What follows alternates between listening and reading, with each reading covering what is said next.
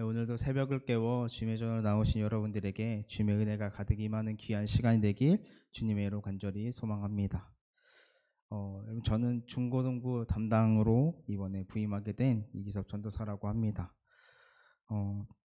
제가 이런 자리에 서본 지가 벌써 1년이 좀 넘었는데요. 그래서 그런지 굉장히 떨립니다. 혹시라도 이제 말씀 들으시는데 제 목소리가 조금 떨린다 싶으시더라도 이해하고 잘 들어주셨으면 감사하겠습니다. 오늘 우리가 함께 나눈 본문 말씀은요, 우리가 너무나도 잘 알고 있는 말씀입니다. 바로 탕자의 비유 이야기인데요. 오늘 말씀을 통해서 우리를 향하신 그 주님의 사랑을 다시 한번 깨닫게 되고 그 은혜로 오늘 하루를 살아가시는 여러분과 제가 되길 주님의 이름으로 간절히 소망합니다. 오늘 본문 말씀은 예수님께서 탕자의 비유를 말씀해 주시는 부분의 이야기입니다. 탕자의 비유 이야기를요, 간략하게 조금 더 설명을 드리자면요, 이런 이야기입니다. 어떤 사람에게 2명의 아들이 있었습니다. 2 아들 중에 둘째가 어느 날 이 아버지에게 이야기를 합니다. 아버지의 그 재산 중에서 저의 것을 주십시오 라고 이야기를 하죠. 이 말을 들은 아버지는요, 어떠한 분냄도 없이 바로 그 둘째 아들에게 그 재산을 나누어 주게 됩니다.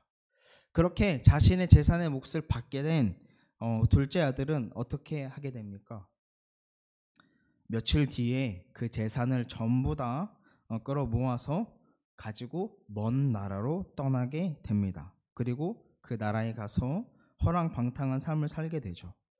그렇게 자신이 가지고 왔던 그 모든 재산들을 탕진을 하고 이제 그 나라에 흉년까지 들게 되는 일이 일어나게 되는데요. 그래서 그때가 되니까 그 아들이 궁핍함을 느끼게 된 것입니다. 그래서 이 둘째 아들은 어떠한 삶을 살게 되나요?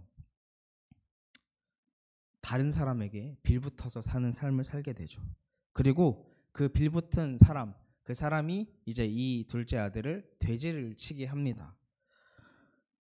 그런데 이 둘째 아들이 어떠한 상황이냐면 이 돼지를 치면서 그 돼지가 먹는 쥐염 열매조차 먹을 수 없는 그런 상황이 되죠. 자기에게 그 먹을 것 하나라도 줄 수 있는 사람이 없는 아주 궁핍한 삶을 살게 됩니다.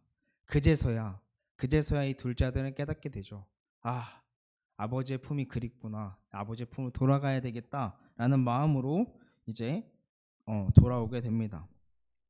완전 밑바닥 생활을 하다가 돌아온 그 둘째 아들을 이제 멀리서 보고 있다가 아들이 돌아오는 모습을 보고 그 아버지는 힘껏 뛰어가서 그 아들을 안고 입맞추고 또 그 아들을 위해서 이제 큰 잔치를 베풀어주는 모습이 등장하고 있는 것이 바로 오늘 본문 말씀의 이야기라는 것입니다. 우리가 이 말씀을 보면서요, 한번 생각해 본다면요, 먼저는 둘째 아들이 아버지에게 무엇을 달라고 했습니까?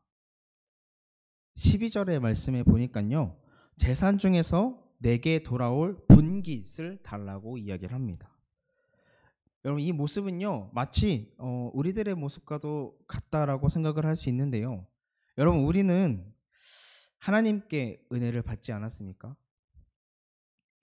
이미 우리는 하나님께 은혜를 받은 하나님의 자녀이지 않습니까? 그런데 여러분, 우리들의 모습은 어떻습니까? 하나님께 기도할 때마다 이거 주세요, 저거 주세요 라고 하면서 무언가를 자꾸 원하는 기도를 많이 하지 않습니까? 여러분들은 어떠실지 모르겠지만 저는 그렇습니다. 저는 기도할 때마다 하나님 저 이것 좀 주세요, 하나님 저한테 이것 좀 주세요 라고 하면서 뭔가를 달라고 하는 그러한 기도를 많이 합니다. 하나님의 은혜를 구하는 거죠. 매번 하나님의 은혜를 구합니다. 내 것을 달라고 하죠. 분명 하나님의 입장에서 한번 생각을 해보면요, 매번 주는데 귀찮지 않을까, 귀찮다는 생각을 할 수도 있을 것 같습니다. 그런데 하나님은요, 그 기도를 매번 들어주신다라는 거죠. 우리의 기도를 들어주십니다. 매번 우리에게 은혜를 주십니다. 은혜를 넘치도록 주시는 그 하나님이 바로 우리가 믿고 있는 그 하나님이라는 거죠. 우리에게 언제나 그 은혜를 주시면서요, 이 세상을 살아갈 수 있게 하시는 분이 바로 우리 하나님이라는 것입니다. 그 하나님께 감사하면서 살아가는 우리 저와 여러분들이 되기를 주님의 이름으로 간절히 소망합니다. 그렇게 이제 아버지의 곁을 떠나, 자신의 분깃을 받아서 아버지 곁을 떠나 허랑방탕한 삶을 살다가 전부 탕진하게 된 그 둘째 아들이 이제 아버지에게 돌아가야 되겠다라는 마음을 가졌을 때에 어떠한 마음으로 아버지의 집으로 돌아가게 됩니까?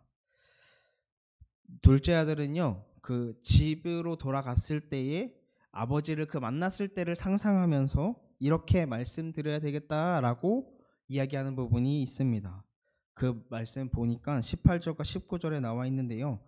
내가 하늘과 아버지께 죄를 지었사오니 지금부터는 아버지의 아들이라 일컬음을 감당하지 못하겠나이다. 나를 품꾼의 하나로 보소서라고 말씀드려야겠다는 그런 생각을 하고 돌아가게 되는 것을 우리가 볼 수 있습니다. 여러분, 이 둘째 아들의 모습은 어떤 모습이죠? 자신의 현재 상황을 너무나도 제대로 파악하고 있고, 또 아버지에게 자신이 지은 이 죄를 고백할 것이라는 그 마음을 가지고 있다는 것을 우리가 이 말씀을 통해서 충분히 느낄 수 있습니다. 근데 여러분, 한번 자세히 잘 말씀을 읽다 보면요, 이러한 생각을 할 수 있습니다. 이 둘째 아들에게는 그 자신의 마음을 돌이켜서 이미 돌아올 수 있을 그 기회가 한 번 더 있었다라는 것을 우리가 말씀을 통해서 볼 수 있는데요. 그때는요, 바로 자신의 재산을 전부 다 탕진하고 그 나라에 흉년이 들었을 때 이 아들은 분명히 돌아올 수 있었다라는 것입니다. 왜냐하면 말씀을 자세히 보면요, 이 둘째 아들이 그때 자신의 재산을 탕진하고 그 나라에 흉년이 들었을 때에 궁핍함을 느꼈다라고 말씀에 나와 있다는 거죠. 14절의 말씀에 보니까 이렇게 나와 있습니다. 다 없앤 후 그 나라에 크게 흉년이 들어 그가 비로소 궁핍한지라. 궁핍함을 알게 됐다라는 거죠. 그래서 이때 분명히 이 둘째 아들은 아버지 집으로 돌아올 수 있는 기회가 주어졌다라는 것입니다. 그런데 어떻게 하죠? 이 둘째 아들은 선택을 합니다. 아버지 집을 돌아오는 것이 아니라 다른 누군가의 집에서 빌부터 사는 삶을 선택을 하게 되죠. 자신의 생각대로 움직이게 됩니다. 그렇게 하면은 최소한 내가 먹을 거라도 먹으면서 살 수 있지 않을까라는 바람으로 그 길을 선택하지 않았나 생각해 볼 수 있는데요. 그런데 이 선택의 결과가 어떤 결과를 낳게 되죠? 더 최악으로 치닫게 됩니다. 바로 자신이 치고 있는 그 돼지가 먹는 쥐염 열매조차도 먹을 수 없는 아주 최악의 상황까지 벌어지게 된 것입니다. 여러분, 그렇습니다. 우리는요, 내 생각대로, 내 계획대로 살아가면서 끊임없이 한계에 부딪힌 삶을 살 수밖에 없습니다. 때로는요, 하나님을 떠나 삶이 더 자유롭고 풍족할 것이라는 생각도 할 수 있다는 거죠. 그러나 여러분, 그런 생각의 결과는요, 바로 궁핍함, 어떠한 한계에 부딪힐 수밖에 없는 그러한 삶을 살아갈 수 있다는 것입니다. 그 궁핍함 속에서요, 허우적대는 삶을 살아갈 수밖에 없다는 거죠. 하나님의 품 안에서 살아가는 것이 가장 좋은 것이고 평안한 삶이겠지만, 우리는요, 그 하나님보다 내 생각이 앞설 때가 있다라는 것입니다. 그리고 내 힘으로 살아가려고 할 때가 있다라는 거죠. 어찌 보면요, 이러한 우리의 모습이 당연한 것일 수도 있습니다. 그러나 내 생각이 앞선 삶을 살아가다 보면요, 언젠간 그 한계에 부딪혔을 때 우리는 하나님께 돌아와야 한다는 것이죠. 저는 이미 그 한계에 부딪혀 봤습니다. 제가 이미 이전에 5년간 사역을 했었는데요. 5년간 전도사의 사역을 하면서 제 힘으로 사역을 했던 거예요. 하나님께 붙잡고 하나님이 주신 힘으로 살아갔어야 되는데 그러지 못하고 제 힘으로만 하려고 했다라는 거죠. 그러다 보니까 어떤 일이 일어나게 되면 제가 지치는 거예요. 내가 무너지고 쓰러지게 됐다라는 거죠. 그래서 결국 그 사역을 내려놓을 수밖에 없는 상황까지 이르게 되었다는 것입니다. 그렇게 다시 저는 하나님께 돌아와야 하는 삶을 되돌이켜 살게 됐다라는 거죠. 그러다 보니까 다시 회복을 하게 하셨고 다시 한번 이 자리에 설 수 있는 기회를 저에게 주셨다는 것입니다. 그렇습니다. 여러분, 우리는요 언제나 살아가면서 내 힘으로 살아갈 때가 있고 또 그러다 보면은 힘들고 지쳐서 넘어질 때가 있습니다.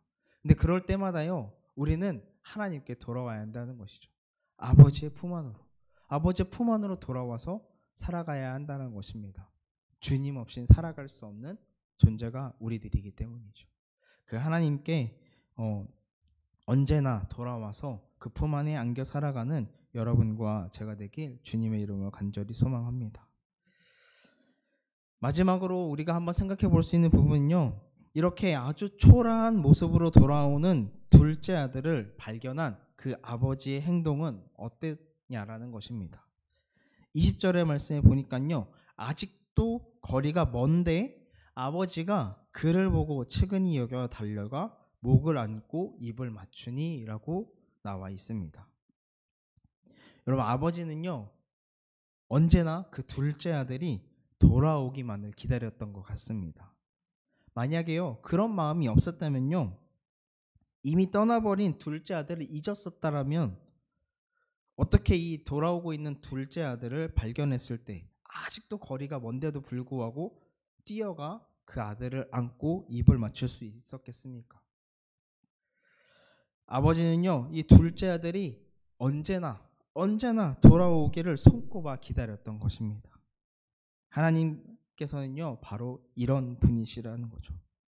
내가 하나님을 떠났을 때도, 그렇게 하나님을 떠나 내 생각에 파묻혀 살아갈 때도요 언제나 돌아오길 기다리고 계신 분이 바로 우리 하나님이라는 것입니다.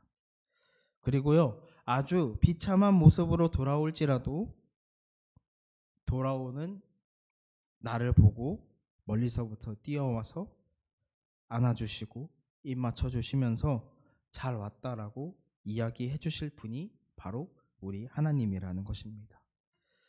그 누구보다도 기뻐하시면서 안아주실 분이 하나님이라는 거죠. 이런 하나님의 품 안에 안겨서 그 주님의 사랑을 가득 받고 살아가는 저와 여러분들이 되길 주님의 이름으로 간절히 소망합니다. 사랑하는 우리 완습교회 성도 여러분, 우리가 믿고 있는 하나님은요 바로 이런 하나님이십니다. 내가 원하는 것을 달라고 할 때 흔쾌히 주실 수 있는 분이십니다. 내가 내 생각에 빠져서 내 생각대로 허랑방탕한 삶을 살고 있을 때에 돌아오기를 손꼽아 기다려 주시는 분이십니다. 그리고 가장 초췌한 모습으로, 가장 낮은 자의 모습으로 자신의 죄를 회개하면서 돌아왔을 때 그 누구보다도 반가워하면서 달려와서 끌어 안아주시는 분, 바로 그렇게 우리를 사랑해 주시는 분이 바로 우리 하나님이시라는 것이죠. 여러분, 우리는요 죄 가운데 살아갈 수밖에 없는 죄인입니다. 이런 우리를요 너무나도 사랑하셔서 자신의 독생자이신 예수님을 이 땅에 보내주셨고, 그리고 그 예수님을 십자가에 못 박히게 하심으로써 우리의 죄를 대신해서 죽게 하셨습니다. 그리고 부활하심으로 인하여서 이제는 우리가 이런 예수님을 믿기만 하면 하나님의 자녀가 되는 권세까지도 주셨습니다. 이렇게 우리는요 하나님의 그 무한한 사랑을 받고 있는 존재이면서 우리는 이미 하나님께 구원의 은혜를 받은 그러한 하나님의 자녀라는 것입니다. 오늘 하루를 살아가시면서요 나에게 이 무한한 사랑과 은혜를 주시는 그 하나님을 바라보면서 감사하고 또 평안함 속에서 그 아버지의 품 속에서 살아가는 그런 하루가 되길, 그런 저와 여러분들이 되길 주님의 이름으로 간절히 소망합니다. 기도하겠습니다. 사랑과 은혜가 많으신 하나님 아버지 감사합니다. 오늘도 이 귀한 새벽을 깨우게 하시고 우리를 주의 전으로 이끌어 주시니 너무나도 감사합니다.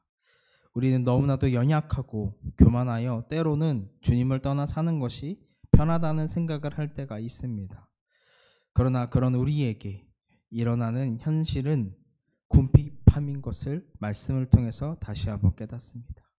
이렇게 부족한 우리임에도 사랑해 주시고 은혜를 주시니 너무나도 감사합니다.